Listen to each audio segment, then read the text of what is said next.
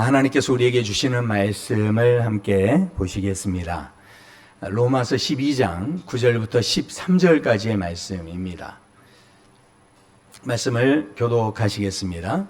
사랑에는 거짓이 없나니 악을 미워하고 선에 속하라.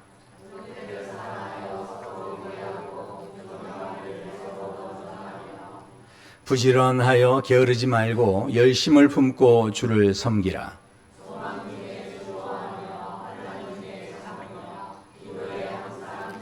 함께 읽습니다. 성도들의 쓸 것을 공급하며 손 대접하기를 힘쓰라. 아멘. 네.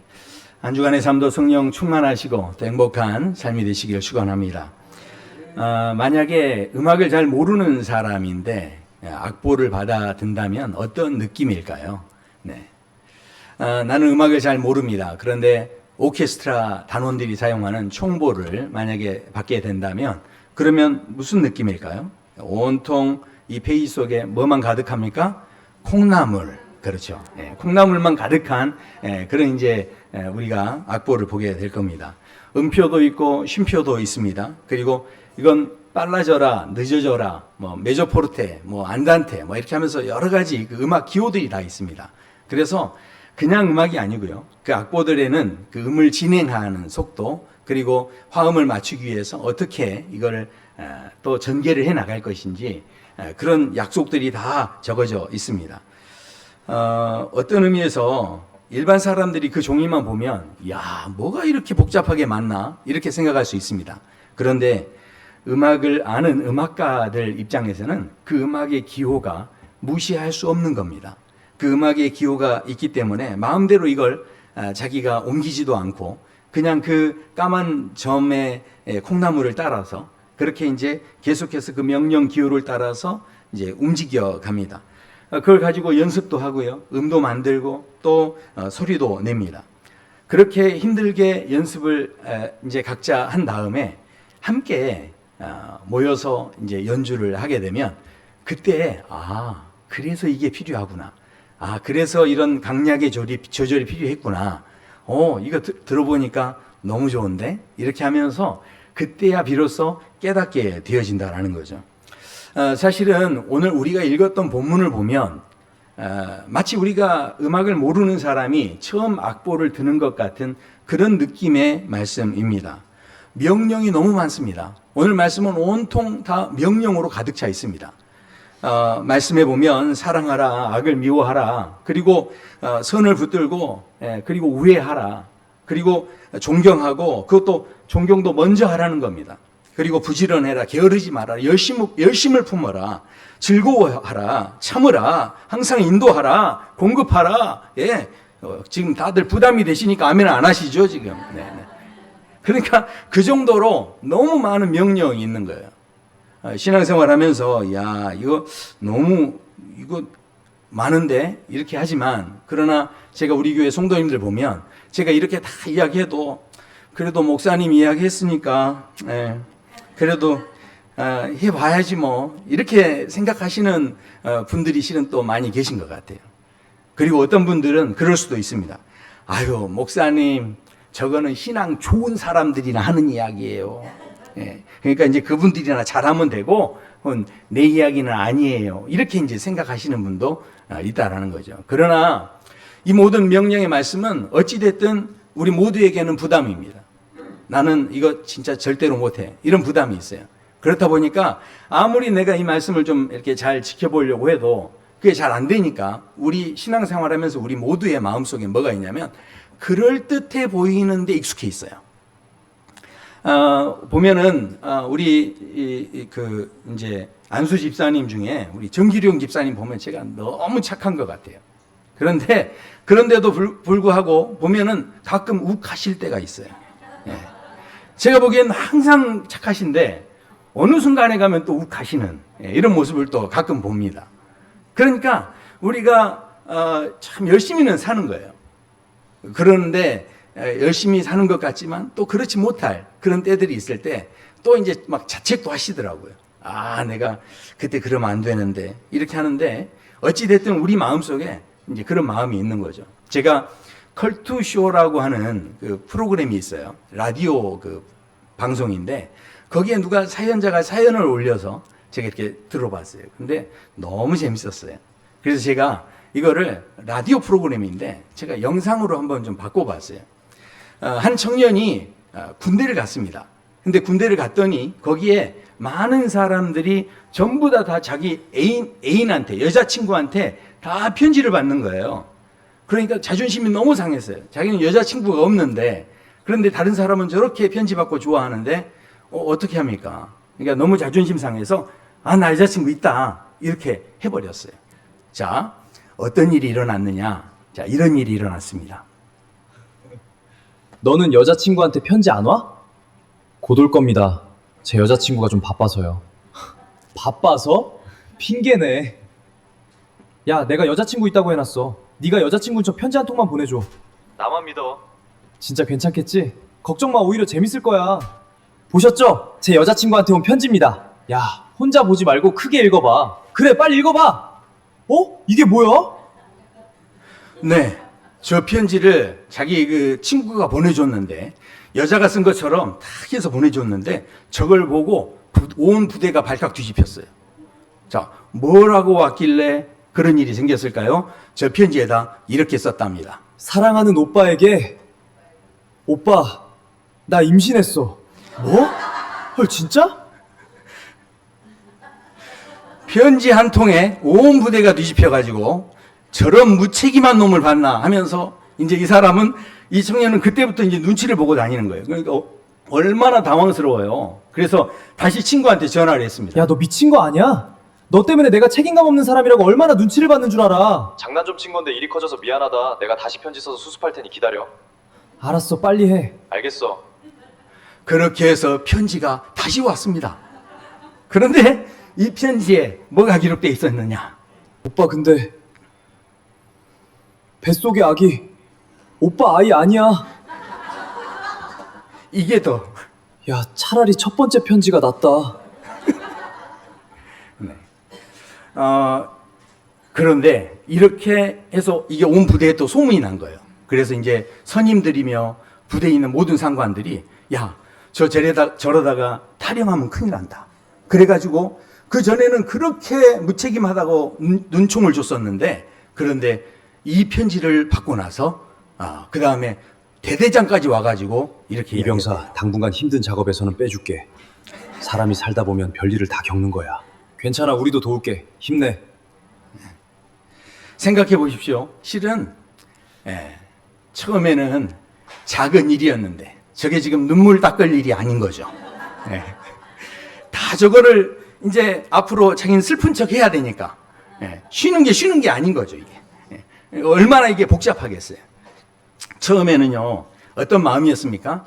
내가 좀 잠깐 있어 보이고 싶어서 그렇게 작은 거짓말 하나 한 거였는데, 그런데 이 거짓말을 덮으려다 보니까 또 편지가 필요하고 또 편지가 필요하고 계속해서 이렇게 변명을 해야 되는 이제 이런 상황. 그래서 이제는 그게 어떻게 됩니까? 오히려 내가 더 괜찮은 척 해야 되고 또 내가 더 뭔가 되는 척 해야 되는 뭔가 그런 식으로 만들어가는 자기가 이것을 다 이제 관리해야 되는 짐이 돼버린 거죠.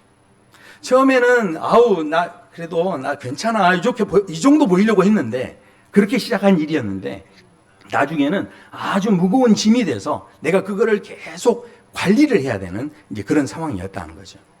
신앙생활도 마찬가지라는 겁니다. 우리가 사랑하라 하는 말씀 지키다가 잘 안 되면 우리 스스로 그럴듯해 보이게 하려고, 기도하라 그러면 그 기도하는 것 내가 기도 좀 하는 것처럼 보이려고, 어쩌면 우리가 신앙생활 할 때 하는 모든 일들이 그런 모습일 수도 있다라는 거죠.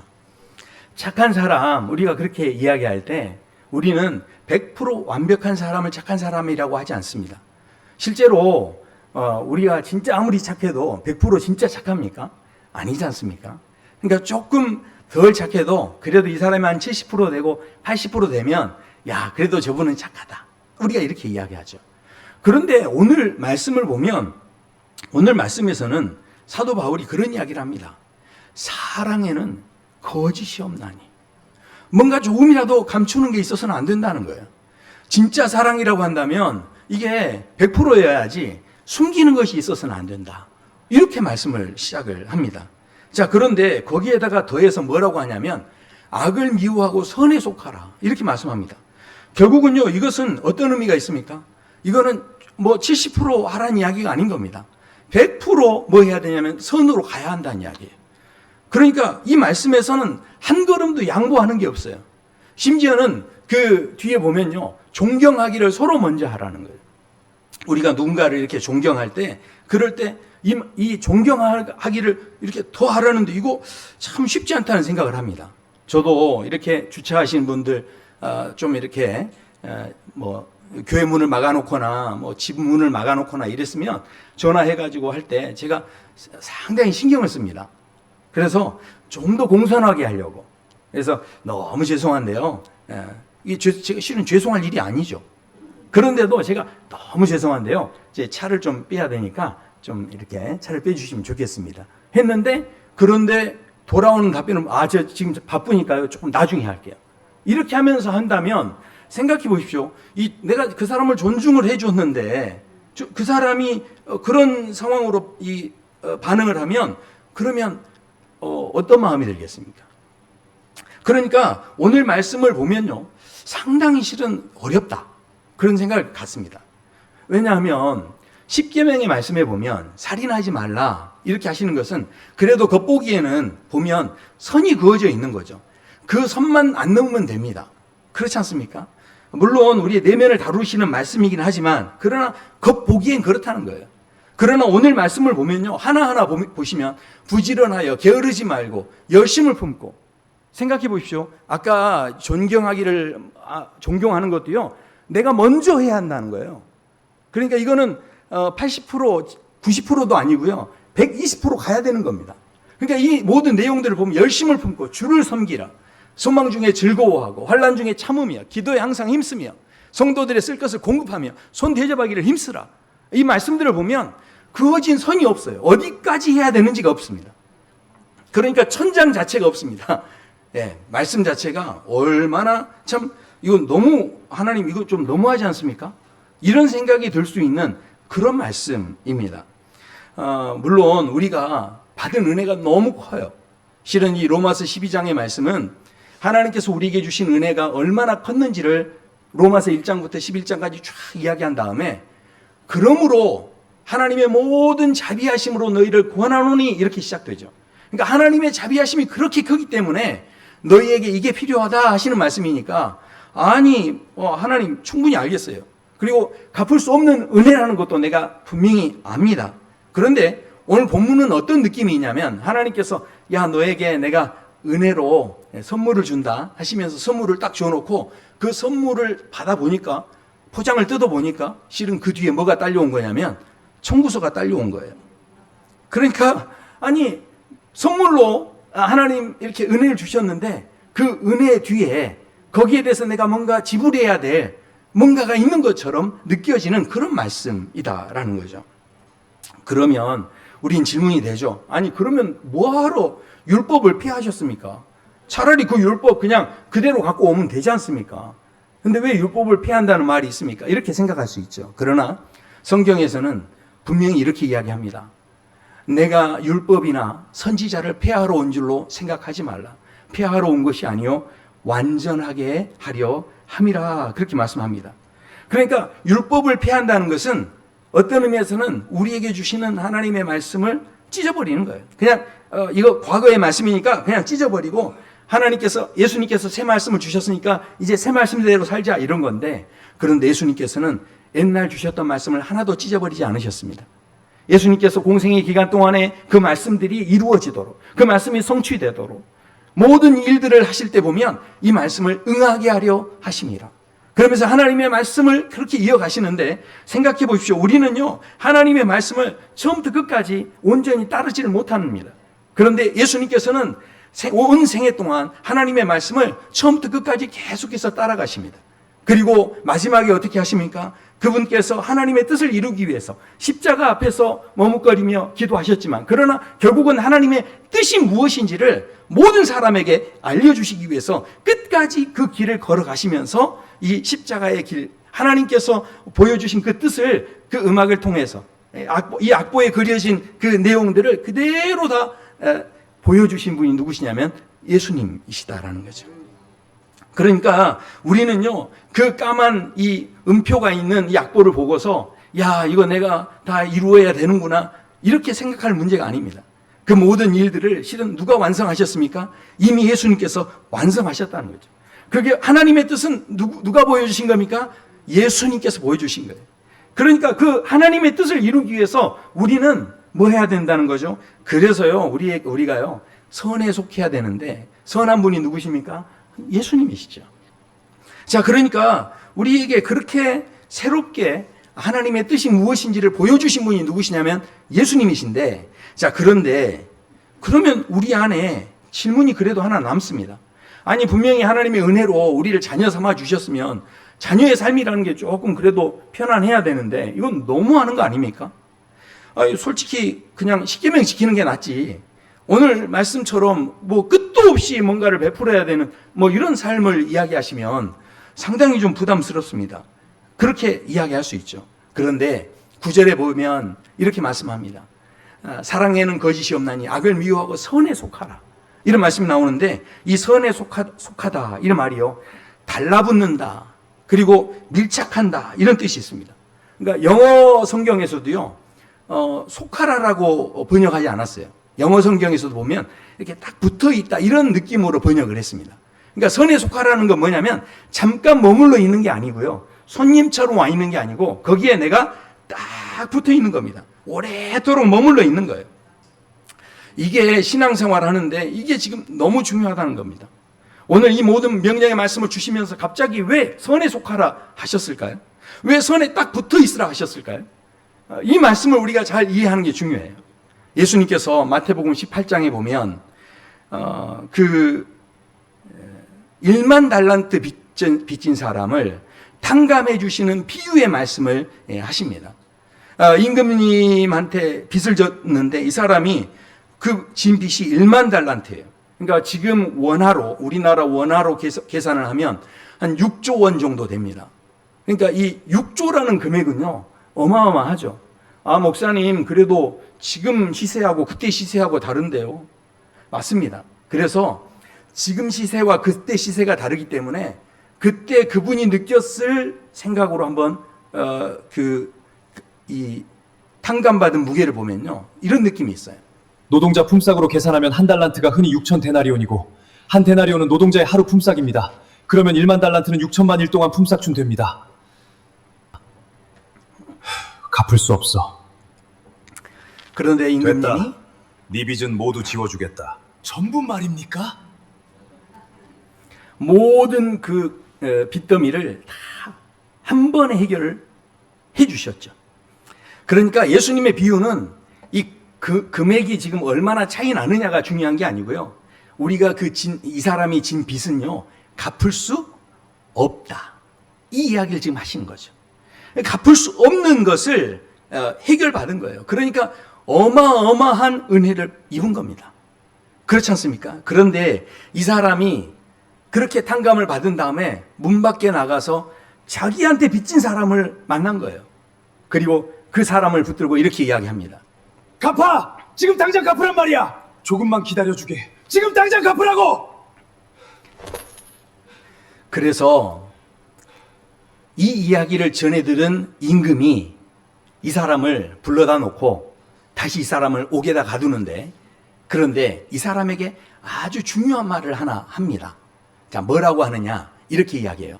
내가 너를 불쌍히 여김같이 너도 내 동료를 불쌍히 여김이 마땅하지 아니하냐, 이렇게 말씀합니다. 그러니까 이 말씀은 뭐냐면 내가 너를 탕감해 줬지 않느냐, 그러니 너도 다른 사람을 탕감해 주는 것이 맞지 않느냐, 이 이야기예요. 이건 제가 이제 해석한 겁니다. 그런데 중요한 게 하나 있습니다. 이 말씀을 우리가 더 이해하기 쉽게 들으려면, 맞아, 임금이 내게 빚을 탕감을 해줬으니까 나도 다른 사람 탕감해줘야지, 자, 이런 식으로 우리가 이제 해석을 하면 이게 훨씬 더 편한 해석이죠. 그런데 이렇게 해석을 하면 무슨 일이 생길까요? 왜냐면 이제 뭔가 사람과의 관계에 있다 보면 빚이라는 게 생길 수 있죠. 그리고 저 사람한테 내가 돈을 빌려줘야 될 때가 있는 거예요. 그런데 그렇게 빌려주고 나면 어떻습니까? 그 빌려준 것을 지금 이 임금님의 말대로 의하면 탕감을 해주라는 거예요. 그러면 이게 손해가 아닙니까? 그러면 이 사람에게 가장 좋은 방법은 뭘까요? 웬만하면 사람을 안 만나는 거예요. 웬만하면 돈을 안 빌려주는 거죠. 자,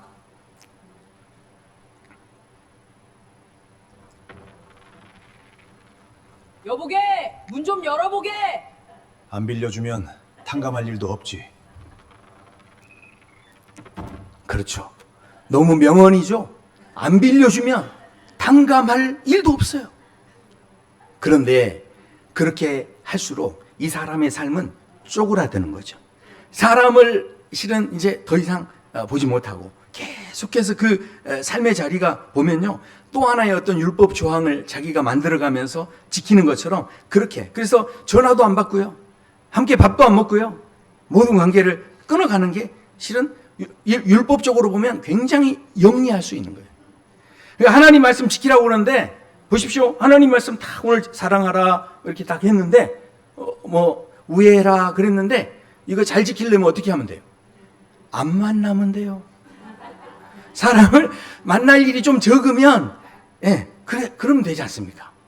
그러니까 이게 너무 똑똑한 거지만, 자, 그런데 잘 생각하셔야 돼요. 그래서 말씀은요, 보면 너무 의역을 하는 것도 안 좋은 것 같아요. 예수님께서 비유 가운데 하셨던 말씀을 보면 이렇게 되어 있습니다.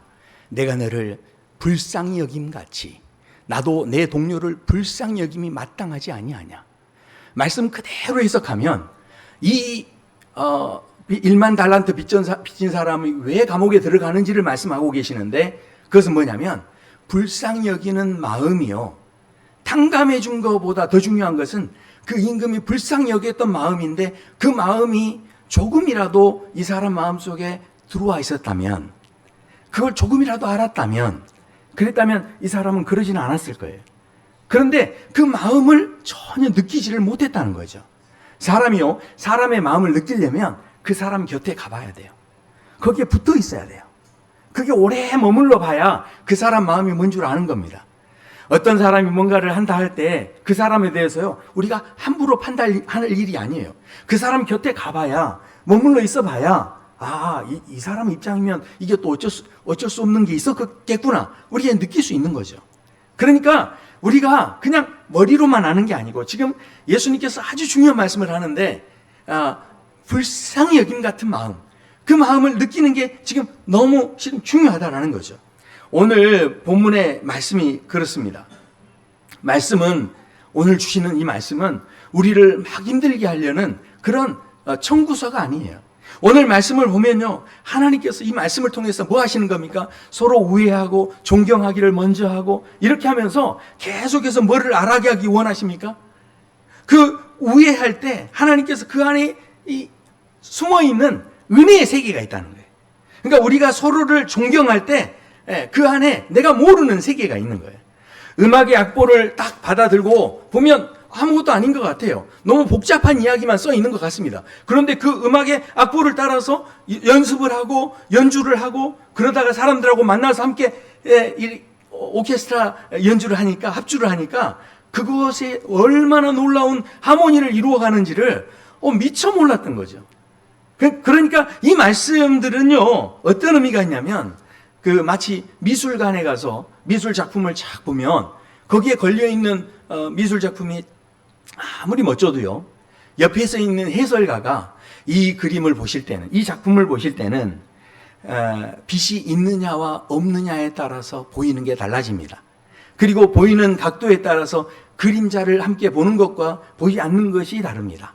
그런데 이것은 작가가 이런 의도가 있어서 이렇게 했습니다 하면서 해설가가 해설을 해주지 않습니까? 그러면요, 세상에 그 전에 봤던 작품과는 전혀 다른 작품으로 이게 보이기 시작한다라는 거죠.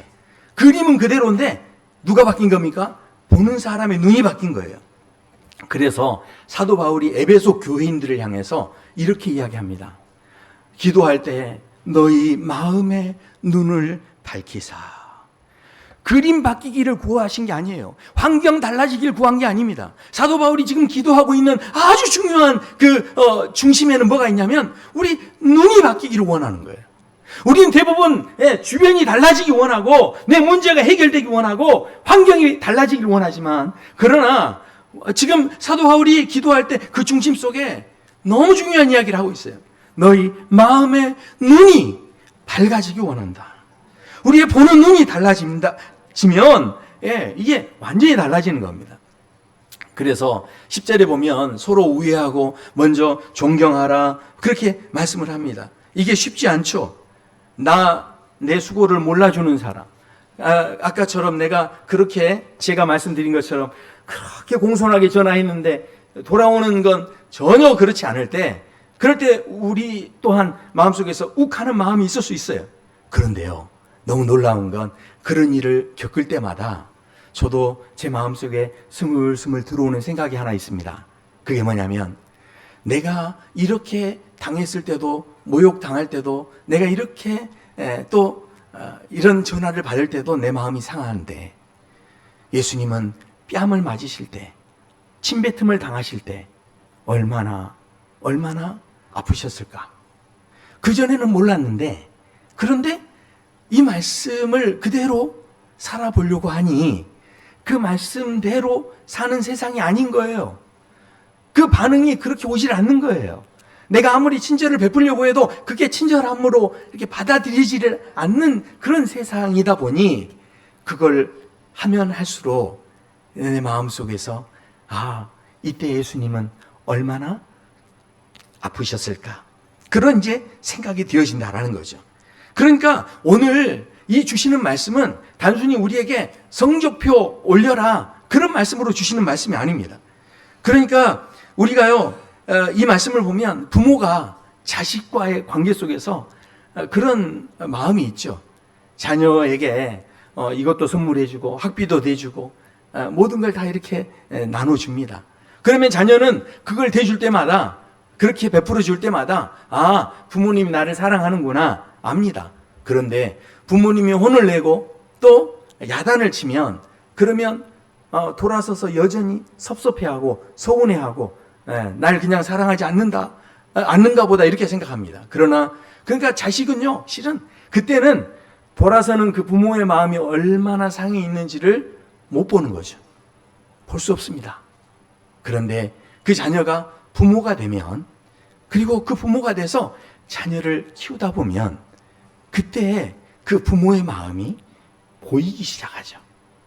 그러니까 우리가 내가 그런 자리에 섰을 때 그 아버지의 마음이 느껴지는데, 그래서 예수님께서도 뭐라고 하시냐면 이렇게 말씀하세요. 기도를 이야기할 때 너희가 악한 자라도 좋은 것으로 자식에게 줄 알거든 하물며 하늘에 계신 너희 아버지께서 구하는 자에게 좋은 것으로 주시지 않겠느냐.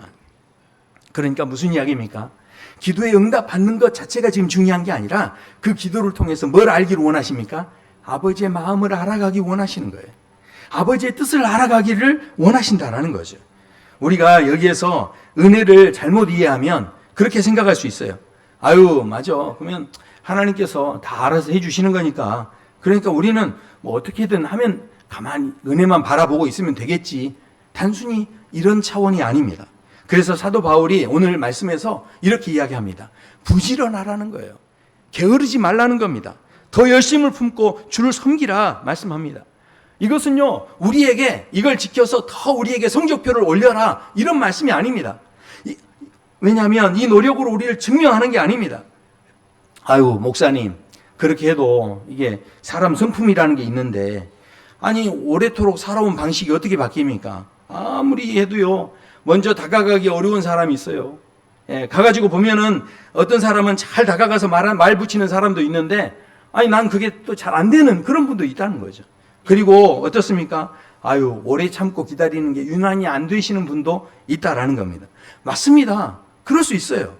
그러나 그럼에도 불구하고, 그래서 오늘 말씀의 시작에서 뭐라고 하냐면 선에 속하라. 선에 딱 붙어 있으라는 거예요. 그러니까 하나님의 은혜에 딱 붙어 있으라는 겁니다.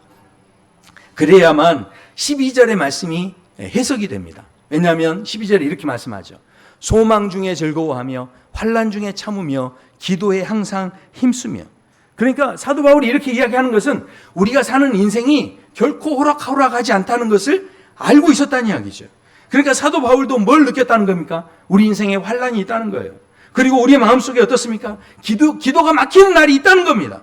아무 소망도 느껴지지 않는 그런 아침이 우리에게 있다라는 이야기예요. 교회 오기 싫은 날도 있고요. 사람 만나기 싫은 날도 있다는 겁니다. 심지어는 하나님께 말 걸기 싫은 그런 때도 우리에게 있다라는 이야기입니다. 그런데 그 자리에서 지금 사도 바울이 굉장히 중요한 이야기를 합니다. 그런 가운데서도 뭐 하라는 겁니까? 즐거워해보라는 거예요. 참아보라는 겁니다. 그런 가운데서도 기도의 자리에, 선한 자리에 속해서 어찌됐든 거기에 붙어 있어 보라는 거예요. 그러다 보니 무슨 일이 생깁니까? 그렇게 기도하다 보니 그 제자들이 다 잠을 자고 예수님 마음을 하나도 몰라주는 그런 가운데 겟세마네 동산에서 그 홀로 눈물을 흘리셨을 때 그 외로움, 아마 내게 이런 어려움이 없었다면 그때 그 외로운 마음을 우리가 어떻게 할 수 있을까요? 그 시간들을 통해서 주님의 마음이 이랬겠구나 조금이라도 알게 되는 거죠. 그러니까 이 말씀은요, 우리에게 환난 중에 참고 기도하고 너희 성적표를 올려라 이런 말씀이 아니고, 이 말씀을 그럼에도 불구하고 도전해 나갈 때 이 말씀 속에서 드디어 보여지는 게 있습니다. 바로 주님의 얼굴이 보여지는 거예요. 그 상황 속에서 견디며 그 모든 과정을 거쳐서 결국은 십자가에서 하나님의 뜻을 온전히 이루어 주시고 드러내 주시고 이렇게 하시기까지 예수님께서 묵묵히 걸어오셨던 그 길이 얼마나 귀한 은혜였는지, 얼마나 귀한 걸음이었는지, 그것을요 알려면 해설가에게 들어봐야 되고 미술관에 가봐야 되고요, 거기에 붙어 있어야 돼요. 올해 한번 있어 봐야 돼요. 그래야 그게 알아지고요, 느껴지는 거죠. 이 탕감받은 자가 그 놀라운 은혜를 받았는데 은혜를 은혜로 받지 못한 게 왜 그렇습니까? 바로 불쌍히 여기는 그 마음을 못 느낀 거예요. 불쌍히 여기는 마음을 느꼈다면, 그게 조금이라도 스며 들어왔다면, 그랬다면 자기에게 빚진 사람은 멱살을 잡지는 않았겠죠. 그러니까 오늘 주시는 말씀은 우리에게 이것을 완벽하게 지켜내서 100점을 맞아라 이 말씀이 아니고, 바로 이 말씀을 통해서 누구를 알아가기 원하시는 겁니까? 예수님을 알아가기 원하시는 거예요. 우리가 그래서 선에 붙어 있으라 말씀하는데, 그런데 사도 바울은요, 이 선에 붙어 있으라는 이 말씀을 통해서 말씀을 어디까지 끌고 가냐면 우리의 마음속으로만 그걸 다 해결하면 안 된다는 거예요. 자, 이것을 가지고 어디까지 갑니까? 바로 식탁의 자리까지 나아가야 한다는 거죠. 성도들의 쓸 것을 공급하며 손 대접하기를 힘쓰라. 우리의 영혼만 잘 되면 되는 게 아니라는 거예요. 사람들의 그 식탁을 이렇게 위해서 한번 수고를 해보라는 거예요. 우리가요, 사랑이라는 걸 할 때, 그게 진짜 사랑을 하려면 내 시간이 들어가야 됩니다. 내 돈이 들어가야 됩니다. 그리고요, 내 일정이 다 그 사람한테 들어가야 돼요. 그러니까 내가 사랑하려고 하면요, 때로는 몹시 피곤할 때가 있어요.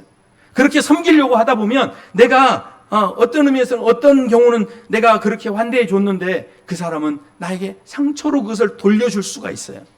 그럼에도 불구하고 우리가 그것을 계속 행할 때, 그때 자꾸 누구 얼굴이 보입니까? 우리 주님의 얼굴이 보이는 거예요. 내가 그전에는 느끼지 못했던, 알지 못했던 주님이 느껴지기 시작하는 거죠.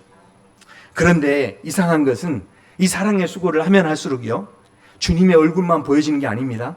내가 미처 깨닫지 못했던 놀라운 세계가 열립니다. 생각해 보세요. 여행지를 다녀도요, 어떤 사람은 건물이 좋았대, 너무 아름답대, 와, 그러면서 야, 여기는 왜 이렇게 돌들이 많냐, 이렇게 하고 여행 잘 갔다 왔다고 합니다. 그런데 그건 여행이 아니에요. 진짜 여행을 하려면요, 그 건물을 바라보고 있을 때 그 건물에 스며 있는 역사가 보이고, 그 건물에 스며 있는 예술이 보이고, 그 돌덩이에 숨어 있는 그 스토리가 보이고, 그 돌덩어리에 서려 있는 철학이 느껴지고, 이렇게 돼야, 그러니까 이게요, 아는 만큼 보이는 겁니다. 오늘 우리는 하나님의 은혜를 많이 이야기하고 있고 하나님의 말씀도 너무 많이 이야기하고 있는데, 그런데요, 실은 오늘 말씀에서, 그래서 우리가 이 말씀을 잘 해석할 줄도 잘 아는 거죠. 그러나 말씀을 우리가 그런 식으로 해석하고 싶은 대로 해석하는 게 아니라, 오늘 그 예수님께서 탕감받은 그 사람을 감옥에 집어넣으실 때 왜 그 말씀을 주셨을까요?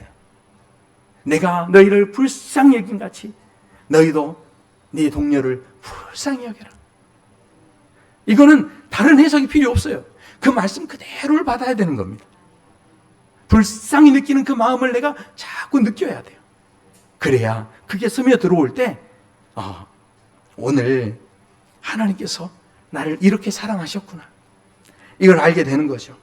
오늘 이 말씀은요, 오늘 되어지는 이 말씀은 청구서가 아닙니다. 은혜 받았으니 너 이렇게 살아, 이런 청구서가 아니에요. 이 말씀은요, 우리에게 주시는 악보입니다. 그래서 우리가 그럴 수 있어요. 이거요, 모두 다 내가 연주해야 된다고 그렇게 생각하지 마세요. 어쩌면 그 순간순간마다 내 마음을 가장 어렵게 하는 그 한 가지만이라도 내가 한번 붙들어 보는 거예요. 그리고 내가 그것을 가지고, 그 파트를 가지고 감당하면서 한번 연주를 해보는 거예요. 연습을 해보는 겁니다. 잘 안 되니까 연습하는 거예요. 그런데 그렇게 연습하다 보면 나중에 전체 모여서 오케스트라가 합주를 할 때, 와, 이게 이런 하모니를 이루는 것이었구나, 알게 되는 때가 있다는 거죠.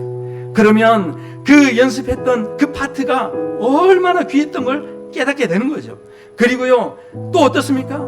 또 시간 지나면 또 다른 파트를 한번 또 연습해 보는 거예요. 그 파트를 통해서 바로 나에게 주시는 하나님의 그 하모니를, 내 인생을 아름답게 연주해 주시는 그 하나님을 더 많이 알아가시는 그런 믿음의 삶으로 우리 나아갈 수 있게 되길 소원합니다.